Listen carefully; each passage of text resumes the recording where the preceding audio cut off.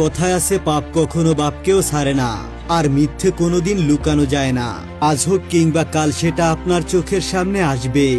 একজন লোক এই মেয়েটিকে কিডন্যাপ করে 4 বছর ধরে একটি ঘরের মধ্যে বন্দি করে রাখে, আর সে রোজ মেয়েটির সাথে অন্যায় কাজে লিপ্ত হয়।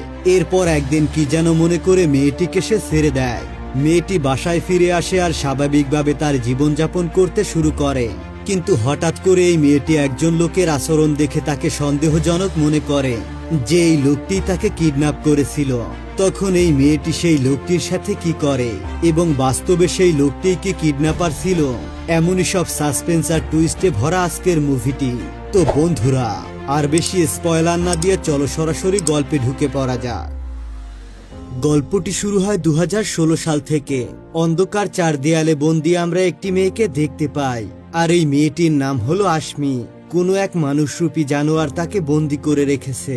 আশমির জ্ঞান ফিরলে আমরা দেখতে পাই তার পায়ে একটি ইলেকট্রিক ডিভাইস লাগানো। আশমি এই ডিভাইসটিকে অনেক খোলার চেষ্টা করে, কিন্তু কোনোভাবেই সে ডিভাইসটিকে খুলতে পারে না। তারপর সেই রুমের চারদিক সে ভালোভাবে দেখতে থাকে। তখন সে দেয়ালের মাঝে বড় বড় করে ওয়েলকাম লেখা দেখতে পায়। এই বদ্ধ রুম থেকে বের হওয়ার জন্য কোনো পথই ছিল না, শুধুমাত্র একটি দরজা ছাড়া। কিন্তু সেই দরজাটিও বাহির থেকে লক করা ছিল। আশমি ধীরে ধীরে সেই দরজার দিকে এগিয়ে যায়, আর সেই দরজার সামনে একটি রেড লাইন দেওয়া ছিল। আশমি সেই রেড লাইন ক্রস করার চেষ্টা করলে তার পায়ে থাকা ইলেকট্রিক ডিভাইসটির কারণে তার পুরো শরীরে ইলেকট্রিক শক লাগে, যার কারণে আশমি সেখানেই অজ্ঞান হয়ে যায়। তারপর দ্বিতীয় দিন দেখানো হয়। জ্ঞান ফেরার পর আশমি তার পায়ে থাকা ইলেকট্রিক ডিভাইসটিকে আবারও খোলার চেষ্টা করে, কিন্তু সে কোনোভাবেই ডিভাইসটিকে খুলতে পারে না। তার প্রচন্ড পানির পিপাসা লাগে। এরপর সে বাথরুমে যায় পানি পান করার জন্য, কিন্তু সেখানকার কোনো ট্যাপ থেকেই পানি আসে না। আশমি বাথরুম থেকে বাহিরে আসলে শুনতে পায় বাহিরে কারো হাঁটাহাঁটির আওয়াজ। আশমি তাকে বলে, প্লিজ আমাকে ছেড়ে দাও। তুমি যদি টাকার জন্য আমাকে কিডন্যাপ করে থাকো তাহলে প্লিজ আমাকে বলো। আমি আমার বাবাকে বললে তিনি তোমার সমস্ত টাকা দিয়ে দিবে। কিন্তু বাহিরে থাকা লোকটি তাকে কিছু না বলেই সেখান থেকে চলে যায়। এভাবে দেখতে দেখতে আরো 5টা দিন কেটে যায়। এই 5 দিন আশমিকে কিছুই খেতে দেওয়া হয়নি, আর খাবার না খাওয়ার কারণে আশমি দিন দিন দুর্বল হতে থাকে। তখন আবারও সেই লোকটি দরজার সামনে আসে। তখন আশমি বলে, তুমি কি আমার সাথে খারাপ কিছু করার চিন্তা করছো? এমন কিছু চিন্তা করে থাকলে সেটা তোমার ভুল ধারণা। আমি নিজেকে শেষ করে দেব, কিন্তু তারপরও এমনটা হতে দেব না। দেখতে দেখতে এভাবে 11টা দিন চলে যায়। আশমি এই 11 দিনে কিছুই খায়নি, যার কারণে আশমি একেবারেই দুর্বল হয়ে পড়ে। উঠে দাঁড়ানোর মতো শক্তি পর্যন্ত তার ছিল না। ঠিক তখনই দরজার সামনে সেই লোকটি আবারও আসে। আশমি আর কষ্ট সহ্য করতে না পেরে লোকটিকে বলে, তুমি আমার সাথে যা ইচ্ছা করতে পারো, কিন্তু তার বিনিময়ে দয়া করে একটু আমাকে খাবার দাও। লোকটি আশমির কথা শুনে বলে, তুমি দেয়ালের ওদিকে তাকিয়ে তোমার শরীরের সমস্ত কাপড় চোপড় খুলতে থাকো। আশমি তার কাপড় খুলে দাঁড়ালে লোকটি ভিতরে প্রবেশ করে, তাকে নতুন কিছু কাপড় এবং খাবার দেয়। আশমি দ্রুত সেই কাপড়গুলো পরে নেয় এবং খাবারগুলো খেয়ে নেয়। এরপর দৃশ্য পরিবর্তন হয়। আমাদেরকে দেখানো হয় 2020 সাল, যেখানে আমরা একটি গাড়ির মধ্যে 2জন মেয়েকে দেখতে পাই। একজনার নাম হলো ইন্দু আর একজনার নাম হলো ঈশা। তারা 2জন গাড়িতে করে কোথাও একটা যাচ্ছিল। তাদের 2জনের কথা শুনেই বোঝা যায় তারা 2জন আশমির খুব ভালো বন্ধু। এখানে ইন্দু ছিল আশমির সব থেকে কাছের বন্ধু। তখন ইন্দু ঈশাকে বলে, আজকে আশমির বার্থডে, কিন্তু আশমি নিখোঁজ হয়েছে আজ 4 বছর। মেয়েটা কোথায় আছে, বেঁচে আছে নাকি মরে গেছে তাও আমরা জানি না। এটা শুনে ঈশা রেগে যায়। ঈশা বলে, এতদিনে হয়তোবা সে মারা গিয়েছে, আর যা হয়েছে ভালোই হয়েছে। এটা শুনে বোঝা যায় ঈশা আশমিকে খুবই ঘৃণা করে, কারণ সে শিবা নামের একজনকে ভালোবাসতো, কিন্তু শিবা তাকে পাত্তা না দিয়ে পাগলের মতো ভালোবাসতো আশমিকে। এসব কথা বলার সময় তাদের সামনে কেউ একজন এসে অজ্ঞান হয়ে পড়ে যায়। ইন্দু সাথে সাথে গাড়ি থেকে নেমে মেয়েটির কাছে যায় এবং মেয়েটিকে দেখে সে চমকে ওঠে, কারণ এই মেয়েটি আর কেউ নয়, সব থেকে তার ভালো বন্ধু আশমি। এরপর তারা 2জন দ্রুত আশমিকে একটি হসপিটালে নিয়ে যায়। তারপর ইন্দু শিবাকে কল করে সবকিছু বলে এবং তাকে দ্রুত হসপিটালে আসতে বলে। কিছুক্ষণের মধ্যে শিবাও হসপিটালে চলে আসে। এরপর ইন্দু শিবাকে বলে, আমাকে এখন বাসায় যেতে হবে, তুমি কি রাতে আশমির কাছে থাকতে পারবে? তখন শিবা হ্যাঁ বলে হসপিটালে থেকে যায় এবং সারা রাত ধরে আশমির দেখাশোনা করে। পরের দিন সকালে আশমি বাথরুমে যাওয়ার চেষ্টা করে, কিন্তু সে অসুস্থ থাকার কারণে নিচে পড়ে যায়। তখন শিবা আশমিকে সাহায্য করে বাথরুমে নিয়ে যায়। এর কিছুক্ষণ পর সেখানে ইন্দু চলে আসে। আশমি বহু বছর পর ইন্দুকে দেখে জড়িয়ে ধরে কান্নায় ভেঙে পড়ে। তখন আশমি ইন্দুকে তার বাবা মায়ের কথা জিজ্ঞাসা করে। ইন্দু বলে, তুমি নিখোঁজ হয়ে যাওয়ার পরে তারা এই কষ্ট সহ্য করতে না পেরে মারা গিয়েছে। এই কথা শুনে আশমি আরো বেশি কান্না করে এবং মানসিকভাবে ভেঙে পড়ে। রুম থেকে ইন্দু বাহিরে এসে শিবাকে বলে, 4 বছর হলো আমরা জানি না আশমি কোথায় ছিল। সে নিজে থেকে আত্মগোপনে ছিল নাকি কেউ তাকে কিডন্যাপ করেছিল, কারণ মাঝে মধ্যেই আশমি নিজের ঘর থেকে চলে যেত। এটা শুনে শিবা বলে, আরে না, তার অবস্থা দেখেই বোঝা যায় যে তাকে কিডন্যাপ করেছিল। ইন্দু বলে, আমি আমার বাড়িতে আশমিকে নিয়ে যেতে পারবো না, কারণ আমার বাড়িতে অনেক মেহমান রয়েছে আর আশমিরও কোনো আত্মীয় স্বজন নেই যে সে সেই বাড়িতে গিয়ে থাকবে। শিবা, তুমি কি আশমিকে তোমার বাড়িতে নিয়ে যেতে পারবে? তখন শিবা বলে, আশমি যদি রাজি থাকে তাহলে আমার কোনো সমস্যা নেই। এরপর ইন্দু আশমির কাছে গিয়ে বলে, তুমি কিছুদিন শিবার বাড়িতে থাকো। এতে আশমিও রাজি হয়ে যায়। হসপিটাল থেকে আশমি ছাড়পত্র পেলে শিবা তাকে তার বাড়িতে নিয়ে যায়। শিবা আশমিকে তার রুম দেখিয়ে বলে, তুমি বিশ্রাম নাও, আমি তোমার জন্য নাস্তা নিয়ে আসি। কিছুক্ষণ পর শিবা নাস্তা নিয়ে আসলে দেখতে পায় আশমি তার ফ্লোরে শুয়ে আছে আর তার পায়ে সেই ইলেকট্রিক ডিভাইসটি লাগানো দাগ আছে। শিবা আশমির পায়ে হাত দিতে আশমি চমকে ওঠে এবং রুমের এক কর্নারে গিয়ে কাঁদতে থাকে আর বলতে থাকে, শিবা তুমি এখান থেকে চলে যাও। এরপর শিবা বাধ্য হয়ে চুপচাপ সেখান থেকে চলে যায়। তখন আশমির মনে পড়ে যায় সেই পুরনো দিনগুলোর কথা। এরপর সিন চলে যায় ফ্ল্যাশব্যাকে। ওই কিডন্যাপার আশমিকে টানা 4 বছর একটি রুমের মধ্যে বন্দি রেখেছিল এবং তার চোখে কাপড় বেঁধে রেখেছিল, কারণ সে ওই কিডন্যাপারকে যেন দেখতে এবং চিনতে না পারে। খাবারের সময় হলে আশমিকে সে খাইয়ে দিত। যখন তার ইচ্ছে হতো তখন রুমে এসে তার ইচ্ছে পূরণ করে আবার চলে যেত। 2 বছর পর যেতেই সেই কিডন্যাপার আশমির সামনে তার খাবার ছুঁড়ে দিত। বেচারা আশমি ক্ষুধার জ্বালা মেটানোর জন্য ফ্লোরে পড়ে থাকা খাবার উঠিয়ে খেত। এরপর সিন আবারও বর্তমানে চলে আসে। দেখতে দেখতে 6 মাস কেটে যায়। আশমি শিবার বাসায়, কিন্তু এখনো আশমি ঠিকঠাক ভাবে খাবার খাচ্ছে না আর শিবার সাথেও তেমন একটা কথা বলে না, কারণ সে এখনো স্বাভাবিক হতে পারেনি। এতে শিবা অনেক কষ্ট পায়, কারণ সে আশমিকে আগে থেকেই অনেক ভালোবাসতো। এরপর শিবা কিছু না বলে সেখান থেকে রাগ করে চলে যায়। কিছুক্ষণ পর ইন্দু আসে, আশমির পাশে বসে আর আশমিকে বলে, তুমি যখন নিখোঁজ ছিলে তখন আমরা মনে করেছিলাম তোমাকে আর খুঁজে পাওয়া যাবে না, কিন্তু শিবাই ছিল একমাত্র ব্যক্তি যে মনে প্রাণে বিশ্বাস করত তুমি আবারও ফিরে আসবে। তুমি আসলে শিবার ভালোবাসার টানে আবারও ফিরে এসেছো। শিবার সত্যিকারের ভালোবাসার জন্য তুমি হয়তোবা এখনো বেঁচে রয়েছো। তাই প্লিজ তুমি তোমার অতীত ভুলে গিয়ে ভবিষ্যৎ নিয়ে চিন্তা করো, আর এই অতীত নিয়ে চিন্তা করে তুমি তোমার ভবিষ্যৎ নষ্ট করো না। তোমার সামনে এখনো সুন্দর একটি ভবিষ্যৎ রয়েছে। তখন আশমি বলে, শিবা কি আমাকে এখনো অ্যাকসেপ্ট করবে? তখন ইন্দু বলে, শিবা তোমাকে এখনো অনেক ভালোবাসে, তুমি তাকে একবার সুযোগ দিয়ে দেখতে পারো। সেদিন রাতে আশমি সাজগোজ করে শিবার সামনে আসে, কিন্তু শিবা আশমির উপর একটু রেগেছিল, তাই সে তাকে এড়িয়ে চলে যায়। তখন আশমি শিবাকে পেছন থেকে জড়িয়ে ধরে আর বলে, শিবা তুমি কি আমাকে বিয়ে করবে? এরপর শিবাও রাজি হয়ে যায় এবং তারা দুজনকে বিয়ে করে নেয়। এরপর বিয়ে হওয়ার পর বাসর রাতে তারা দুজনে কোয়ালিটি টাইম স্পেন্ড করে। বিয়ে হওয়ার পরেও আশমির অতীত যেন তার পিছু ছাড়ছে না। প্রতিটা রাতে তার অতীতের কথা মনে পড়ে যায়, যার ফলে আশমি অনেক কষ্ট পেতে থাকে, কিন্তু শিবাও তাকে প্রচন্ড সাপোর্ট দিয়ে যাচ্ছিল। পরের দিন সকালে শিবা আশমিকে বলে, তুমি ঠিকঠাক ভাবে ওষুধ খাচ্ছ না, এমনকি ঠিকভাবে থেরাপিও নিচ্ছ না, যার কারণে আশমি তুমি স্বাভাবিক হতে পারছো না।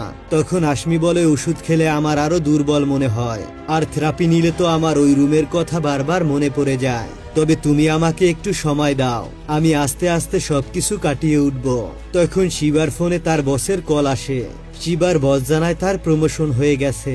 এটা শুনে শিবা অনেক খুশি হয়ে যায় আর রাতে ডিনারের জন্য তার বসকে তার বাসায় ইনভাইট করে।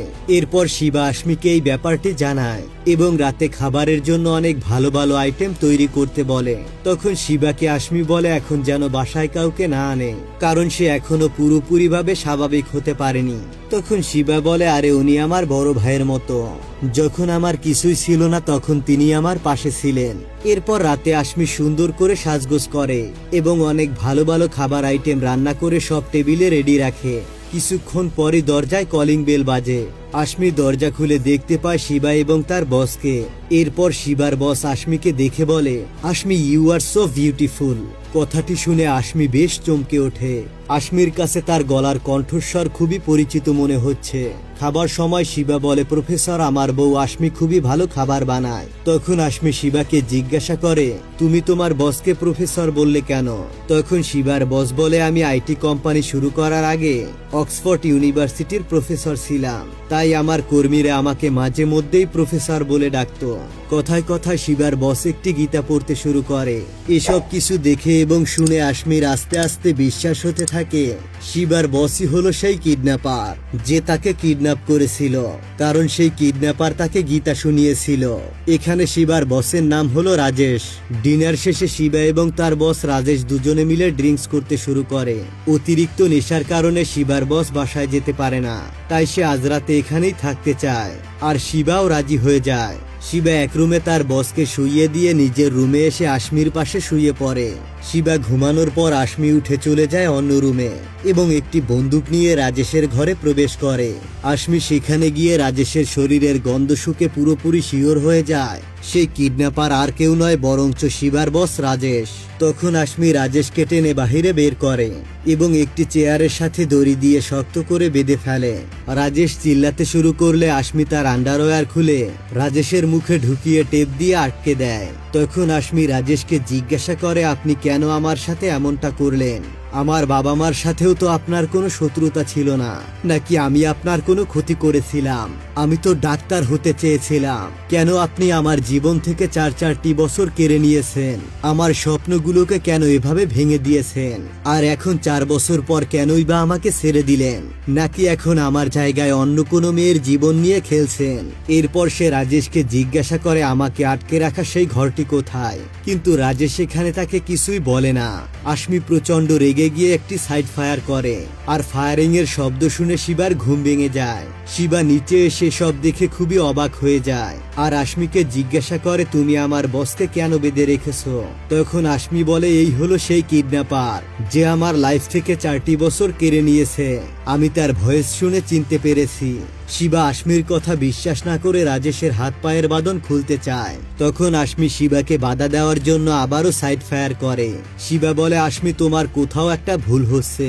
আমি অনেক বছর ধরে আমার বসকে চিনি, সে এমন কাজ করতেই পারে না। তুমি তার সাথে আমাকে একটু কথা বলতে দাও। এরপর আশমি রাজি হয়ে তার বসের মুখের টেপ খুলতে দেয়। রাজেশের মুখে আশমির আন্ডারওয়্যার দেখে শিবা আবারও চমকে যায়। আশমি বলে, আমার আন্ডারওয়্যারের প্রতি এই লোকটার অনেক ইন্টারেস্ট ছিল, তাই আমি তার স্বাদ মিটিয়ে দিলাম।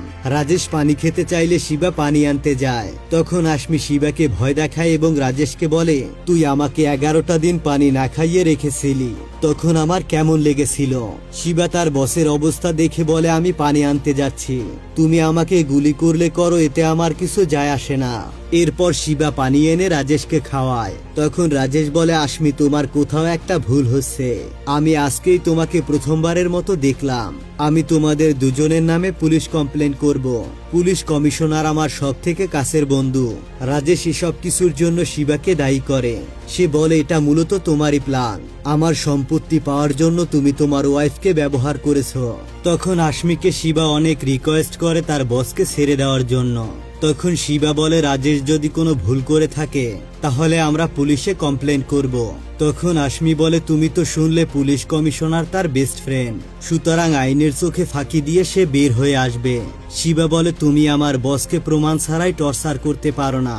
আশমি এটা শুনে হেসে বলে, তুমি এটাকে টর্চার বলছো? তোমার বস 4টা বছর ধরে প্রতিনিয়ত আমার হাত বেঁধে আমার সাথে অন্যায় কাজ করেছে, আমাকে নির্মমভাবে অত্যাচার করেছে। যখন আমার পিরিয়ডের সময় ছিল তখনও সে আমাকে ছাড় দেয়নি। এটা শুনে শিবা অনেক অবাক হয়ে যায়। শিবা বলে, তুমি তো এর আগে কখনোই আমাকে এসব বলনি। এরপর শিবা আশমিকে নিয়ে ঘরের বাহিরে যায় কিছু কথা বলার জন্য। শিবা আশমিকে বলে, এসব কথা তুমি আমাকে আগে কেন বলনি? তখন আশমি বলে, আমার সাথে যা যা হয়েছে এসব শুনলে তুমি একটুও সহ্য করতে পারবে না। শিবা বলে, আশমি তোমার কাছে কি কোনো প্রমাণ আছে যে রাজেশই তোমাকে কিডন্যাপ করেছিল এবং সেই রুমটিই বা কোথায় যেখানে তোমাকে আটকে রেখেছিল, যেটা তুমিও পর্যন্ত জানো না? তাহলে আমরা কিভাবে এটাকে প্রমাণ করব যে রাজেশই তোমাকে কিডন্যাপ করেছিল?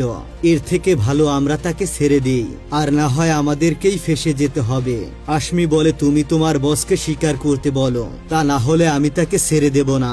আশমি আরো বলে, ওই লোকটি বলেছিল তার বুকে একটি তিল আছে। শিবা তখনই রাজেশের বুক চেক করে এবং সে দেখতে পায় সত্যি সত্যি তার বুকে একটি তিল আছে। এরপর শিবা রাজেশকে বলে, স্যার আপনি আপনার দোষটি স্বীকার করুন, তাহলে আশমি আপনাকে ছেড়ে দিবে, আর নয়তো আশমি আপনাকে মেরে ফেলবে। রাজেশ বলে, আমি যখন কিছুই করিনি তখন কি স্বীকার করব? আশমিকে আমি কিডন্যাপ করিনি, তুমি বিশ্বাস করো শিবা। শিবা বলে, আপনি যদি কিডন্যাপ করে নাই থাকেন তাহলে আশমি কিভাবে জানবে আপনার বুকে একটি তিল আছে, আর সে কিভাবে আপনার কণ্ঠস্বর চিনতে পারলো? এসব শুনে রাজেশ চুপ করে থাকে। একটু পরে রাজেশের প্রস্রাব চাপে শিবা এসে এটা আশমিকে বলে। তখন আশমি বলে, তুমি জানো আমি বন্দি থাকা অবস্থায় একদিন আমার অনেক জ্বর চলে আসে, আমার চলাফেরা করার মতো শক্তি ছিল না, যেখানে আমি ছিলাম সেখানেই আমাকে বাথরুম করতে হয়েছে, তাই আমি চাই রাজেশও এখানে প্রস্রাব করুক। তখন শিবা অনেক রিকোয়েস্ট করাতে আশমি নিজেই রাজেশকে বাথরুমে নিয়ে যায় এবং সে নিজেই তার প্যান্টের চেন খুলে প্রস্রাব করায়। রাজেশের বাথরুমের কাজ শেষ হলে আশমি তাকে নিয়ে যখনই বের হবে এমন সময় শিবার ফোনে কল আসে। শিবা তাড়াতাড়ি করে উপরে এসে ফোন রিসিভ করে। ফোনের ওই পাশ থেকে ইন্দু বলে, আমি তোমাদের বাড়িতে আসছি গাড়িটি নেওয়ার জন্য। শিবা তাকে থামানোর বা বোঝানোর অনেক চেষ্টা করে, কিন্তু ইন্দু কোনো কথা না শুনে কলটাকে কেটে দেয়। অন্যদিকে রাজেশও আশমির হাত থেকে পালানোর চেষ্টা করে। তখনই রাজেশ আশমির আন্ডারওয়্যারে পা স্লিপ করে ফ্লোরে পড়ে যায়। এরপর আশমি আবারও তাকে ধরে চেয়ারের সাথে বেঁধে ফেলে। রুম থেকে দৌড়ে এসে শিবা বলে, ইন্দু আমাদের বাড়িতে আসছে আমার গাড়িটি নেওয়ার জন্য, তাই যা করার খুব তাড়াতাড়ি করতে হবে। তখন আশমি বলে, তুমি তোমার বসকে সবকিছু স্বীকার করতে বলো এবং একটা ক্যামেরায় রেকর্ড করে রাখো প্রমাণ হিসাবে। এরপর শিবা তার বসের কাছে গিয়ে বসকে বলে আশমি কবে কিডন্যাপ হয়েছে এবং তার সাথে কি কি হয়েছে সবকিছু স্বীকার করতে, কিন্তু রাজেশ কিছুই স্বীকার করতে চায় না। তখন শিবা তার বসকে এটা বলে মানায় যে আশমি খুবই রেগে আছে, আশমি যে কোনো সময় আপনাকে মেরে ফেলবে, তাই প্লিজ আপনি মিথ্যা হলে একটা জবানবন্দি দিন আর আমি সেগুলোকে রেকর্ড করি। আপনাকে আমি কথা দিচ্ছি আমি পরবর্তীতে সেই রেকর্ডটিকে আশমিকে দেব না, সব রেকর্ডই আমি ডিলিট করে দিব। এরপর শিবার কথা শুনে রাজেশও রাজি হয়ে যায়। শিবা তার ফোনের ক্যামেরা অন করে রেকর্ড করতে শুরু করতে থাকে। এরপর রাজেশ বলে, আমি 2016 সালে আশমিকে কিডন্যাপ করি এবং একটি রুমে হাত পা বেঁধে বন্দি করে রাখি। এটা শুনে আশমি বলে, তুমি মিথ্যা বলছো, তুমি আমার সাথে যা যা করেছো সবকিছুই সত্যি করে বলো। এসব কথা বলার মধ্যে রাজেশ আশমির হাত থেকে বন্দুকটি কেড়ে নেয়। এরপর শিবার মাথায় বন্দুক ধরে তাকে মেরে ফেলার হুমকি দেয়, কিন্তু বন্দুকে তখন গুলি ছিল না। ঠিক তখনই তাদের গায়ে ইলেকট্রিক শক লাগে এবং সেখানেই অজ্ঞান হয়ে যায়। এরপর আশমি আবারও রাজেশকে চেয়ারের সঙ্গে বেঁধে ফেলে আর তাকে জিজ্ঞাসা করে, বল সেই রুমটি কোথায়? তখন শিবা বলে, রাজেশের একটি গেস্ট হাউস আছে, তবে সেটা অনেক দিন ধরেই খালি পড়ে আছে, আমরা সেখানে চেক করে দেখতে পারি যদি কোনো প্রমাণ পাওয়া যায়। এরপর তিনজন মিলে চলে যায় সেই গেস্ট হাউসে। ওইখানে তারা অনেক খোঁজাখুঁজির পর সেই রুমটিকে খুঁজে পায়, যে রুমটিতে মূলত আশমিকে বন্দি করে রাখা হয়েছিল। সেই রুমটিতে গিয়ে তারা দেখতে পায় একইভাবে ঈশাকেও আটকে রাখা হয়েছে। এটা দেখে রাজেশ বলে, এগুলো কি হচ্ছে আমি নিজেই জানি না। শিবা রেগে গিয়ে রাজেশের গলা চেপে ধরে তাকে মারার জন্য, কিন্তু সে এই কাজটাকে করতে পারে না। শিবা আশমিকে বলে, আমি ওকে মারতে পারবো না, তুমি ওকে গুলি করে মেরে ফেলো। শিবার কথায় আশমি রাজেশকে গুলি করে মেরে ফেলে। তার পরের সিনে দেখানো হয় শিবার বাড়ি, তারা তাদের সাথে করে ঈশাকেও নিয়ে এসেছে। আশমি বলে, আমি কি তাকে মেরে কোনো অন্যায় করেছি? শিবা বলে, না তুমি কোনো অন্যায় করনি, তুমি একদমই ঠিক কাজ করেছো, আমি তোমার কথা বিশ্বাস করিনি, এজন্য সরি আশমি। তোমার সাথে সে জানোয়ারের মতো ব্যবহার করেছে, তোমাকে মেঝেতে ফেলে রাখা খাবার খেতে দিয়েছে। তখন আশমি বলে, আমি তো তোমাকে এই কথাগুলো বলিনি, তাহলে তুমি কিভাবে জানলে সে আমাকে ফ্লোরে ফেলে রাখা খাবার খেতে দিয়েছিল? তখন শিবা কি বলবে ভাবতে ভাবতে টেবিলে রাখা পিস্তলটি নেয়ার চেষ্টা করে, কিন্তু তার হাত ফসকে পিস্তলটি নিচে পড়ে যায়। এরপর তাদের দুজনের মধ্যে অনেক মারপিট হয়। শিবা আশমির গলা চেপে ধরে মেরে ফেলার জন্য। তখন আশমি একটি ছুরি নিয়ে শিবার পেটে ঢুকিয়ে দেয়। শিবা আশমিকে জোরে ঘুষি মারলে আশমি অজ্ঞান হয়ে যায়। এরপর শিবা আশমিকে অনেক মেরে একটি চেয়ারের সাথে বেঁধে ফেলে। এরপর আশমিকে সে সকল সত্য ঘটনা খুলে বলতে থাকে। শিবা কলেজ লাইফ থেকেই আশমিকে অনেক পছন্দ করত, কিন্তু আশমি তাকে কোনো পাত্তা দিত না। তাই একদিন সুযোগ বুঝে আশমিকে সে কিডন্যাপ করে। এরপর তার প্রফেসর বসের মতো একটা ক্যারেক্টার আস্তে আস্তে আশমির মনে সেট করে দেয়। শিবা সব সময় আশমির সাথে প্রফেসরের ভয়েসে কথা বলতো, এমনকি তার মতো করে গীতা পড়েও শোনাতো। শিবা তার বসের মতো সেম পারফিউম ব্যবহার করত। এরপর টানা 4টি বছর ধরে আশমির সাথে খারাপ কাজ করার পর শিবার একটা সময় বোরিং লাগতে শুরু করে। শিবা ভাবতে থাকে আশমির শরীরের সাথে সাথে তার মনটাকেও পাওয়া দরকার। তাই 4 বছর পর শিবা আশমিকে ছেড়ে দেয়। শিবা আরো বলে আশমির বাবা মাকে সে নিজেই খুন করেছে, কারণ আশমির যদি এই পৃথিবীতে আপন কেউ না থাকে তাহলে আশমি আর কোথাও যেতে পারবে না, আর তার কাছে ফিরে আসতেই হবে। কিন্তু এত কিছু করার পর শিবার মন থেকে প্রফেসরের ক্যারেক্টারটা আর আসছিল না। তাই শিবা আরো একটি প্ল্যান তৈরি করে, আর এই জন্য শিবা রাজেশকে তার বাসায় ইনভাইট করে। আশমি যদি রাজেশকে চিনতে পারে তাহলে তাকে মেরে ফেলবে, আর রাজেশ না থাকায় তার কোম্পানি শিবার হওয়ার সম্ভাবনা ছিল। আর এর সাথে ঈশা আশমিকে ঘৃণা করত, আর এটা শিবার একদমই পছন্দ ছিল না। কথা বলতে বলতে শিবা অজ্ঞান হয়ে পড়ে যায়। তখন আশমির মাথায় ক্লিপ দিয়ে আশমির হাতে থাকা হ্যান্ডকাপটি খুলে ফেলে এবং শিবাকে সেই ঘরের মধ্যে ফেলে রাখে, যেখানে আশমি দীর্ঘ 4টি বছর ধরে বন্দী ছিল। শিবার জ্ঞান ফেরার পর সে নিজেকে সেই রুমে দেখতে পায়, আর সেম যেমনটা আশমির সাথে করা হয়েছিল সে শিবার সাথে সেটাই করে, আর তার পায়ে একটি ইলেকট্রিক ডিভাইস লাগানো ছিল। আর এই মুভিটা এখানেই শেষ হয়ে যায়। তো বন্ধুরা, কথায় আছে পাপ কখনো বাপকেও ছাড়ে না, আর সত্য কখনো চাপা থাকে না। আজকের গল্পটা তারই একটা জ্বলন্ত দৃষ্টান্ত। তো তোমাদের কাছে গল্পটি কেমন লেগেছে তা অবশ্যই কমেন্ট করে জানাবে। দেখা হবে পরবর্তী ভিডিও নিয়ে। ততক্ষণ পর্যন্ত ভালো থাকবে, সুস্থ থাকবে। Bye bye, tata.